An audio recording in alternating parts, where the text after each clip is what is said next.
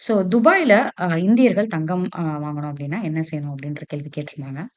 So அங்கீகரிக்கப்பட்ட கடை நெறையா துபாய்ல இருக்கு. துபாய் வந்து இப்ப எப்படி நம்ம வந்து ஒரு மளிகை கடை பக்கத்து பக்கத்துல அடுத்தடுத்து வந்து ஒரு வெஜிடபிள் மார்க்கெட் இருக்கோ, இல்ல ஒரு சூப்பர் மார்க்கெட்ல எல்லாமே அ இருக்கோ.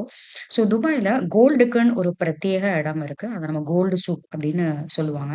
ஸோ அந்த கோல்டு சூக்ல அ அரசு அங்கீகாரம் பெற்ற கடைகள் நெறையவே இருக்கு. ஸோ அங்க தங்கம் வாங்குறது வந்து மிகவும் பாதுகாப்பானது. ஸோ அங்க தங்கத்தின் தூய்மை வந்து சான்றிதழ பார்த்துட்டு நீங்க வாங்கணும். ஹால்மார்க் முக்கியமா நீங்க சரிபார்க்கணும்.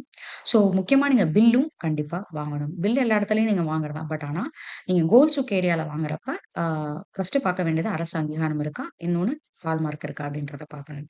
ஸோ சுற்றுலாக்கு வர்ற இந்தியர்கள் வந்து தங்கம் வாங்கலாமா? அப்படின்ற கேள்வி கேட்டிருந்தாங்க. அதுக்கு ஏதாவது வரி சலுகைகள் இருக்கா? அப்படின்றத கேட்டிருந்தாங்க. ஸோ இந்தியால தங்கம் கொண்டு வர்றதுக்கு ஒரு சில விதிமுறைகள் இருக்கு. துபாய்லேருந்து நீங்க தங்கத்த எடுத்துட்டு வரணும் அப்படின்னா.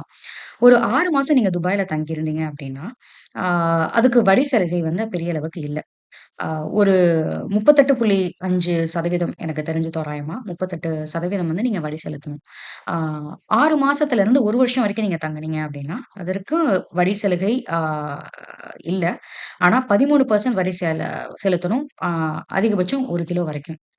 ஸோ 1 வருடத்திற்கு மேலா நீங்க தங்குனீங்க அப்டின்னா, ஆண்கள் 50,000 வரைக்கும், பெண்கள் வந்து 1,00,000 வரை வரை நீங்க வரி செலுத்துறதுக்கான ஆ அ வாய்ப்புகள் இருக்கு.